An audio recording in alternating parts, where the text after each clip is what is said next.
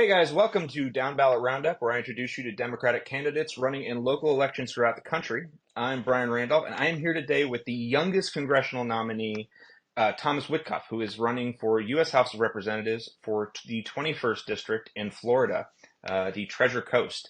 So, Thomas, it is very nice to have you here. Welcome. Thanks for having me, Brian. Glad to be here. Absolutely. Why don't you tell me a little bit about yourself? Absolutely. My name is Thomas Witkop. I'm running in Florida's 21st Congressional District to defeat Bryan Mast. Before I decided to run as the youngest congressional nominee in the country, I was working at a nonprofit in Jupiter called El Sol that helps tons of day laborers basically integrate into American culture, learn English, and support the local businesses that depend on manual labor in agriculture and construction. Um, I was working at El Sol, working at a lot of different, like getting involved in a lot of different schools.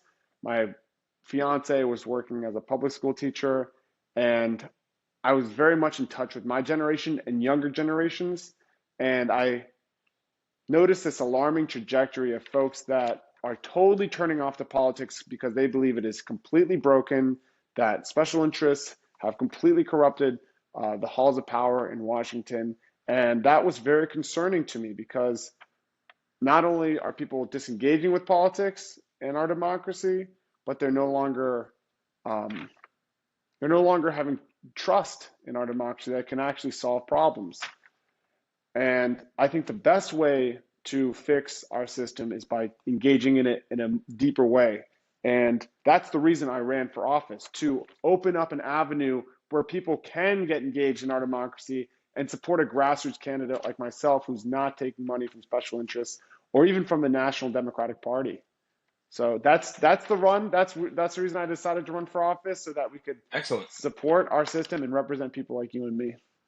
And I did hear you, I think I heard this in one of your interviews, that you don't have any We're not taking donors. Is that corporate donations, not taking corporate donations. We're not taking super PACs.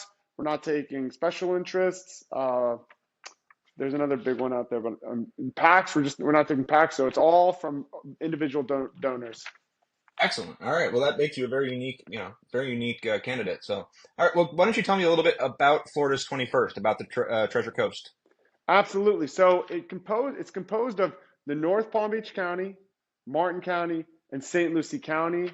They are all very wonderful in different counties. Um,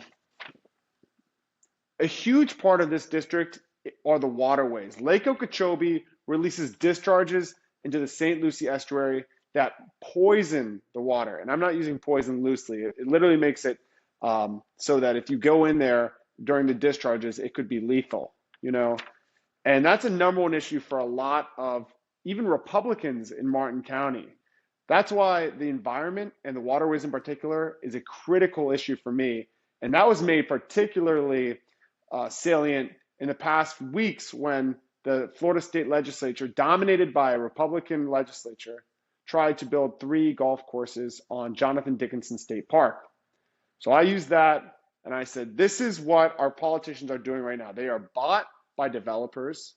They are bought by the people who want to exploit the little bit of natural resource and beautiful wildlife that we have left in Florida. Jonathan Dickinson State Park is a Atlantic Ridge scrub, which is a unique and highly endangered ecosystem, and they wanted to put 3 golf courses on. So you know what I did? I said, I wrote this letter and I said, I'm challenging Bryan Mast to own up for his decisions to make it easier to develop on state parks with his votes, and own up to the contributions he receives from development companies, over $1 million. And he didn't. He didn't. He's all about saying he cares about the environment and talking about the waterways and saying that no one's going to build on Jonathan Dickinson State Park. But then he goes back to Washington and votes again and again and again against our nature and against our wildlife. And he also takes over $1 million from developers, including those that wanted to build on the park.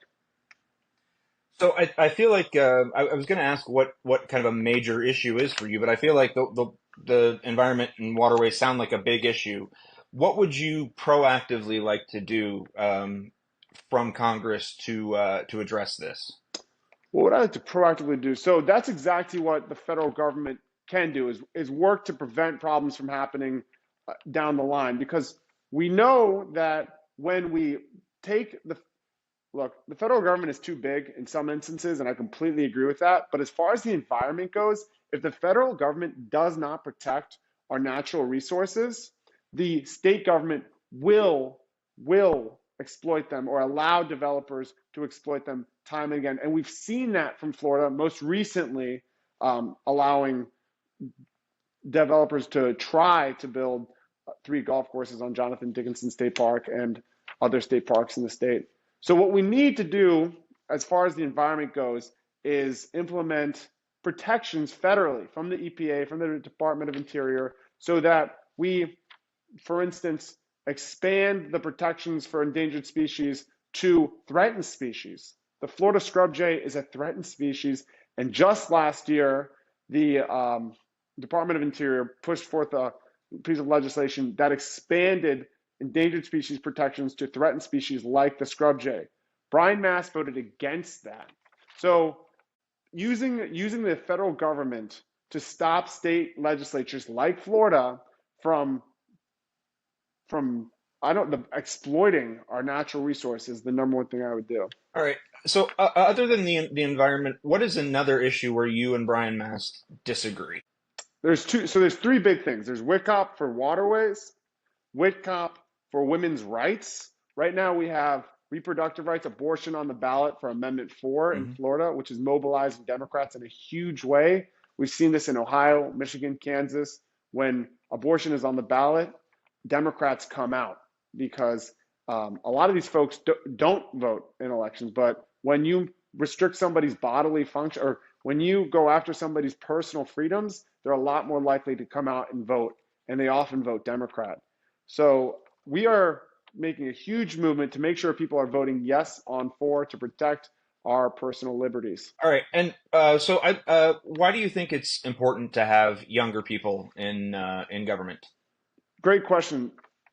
I don't know the exact average age of a congressperson today, but I'll bet you it's in the 60s, maybe even 70s.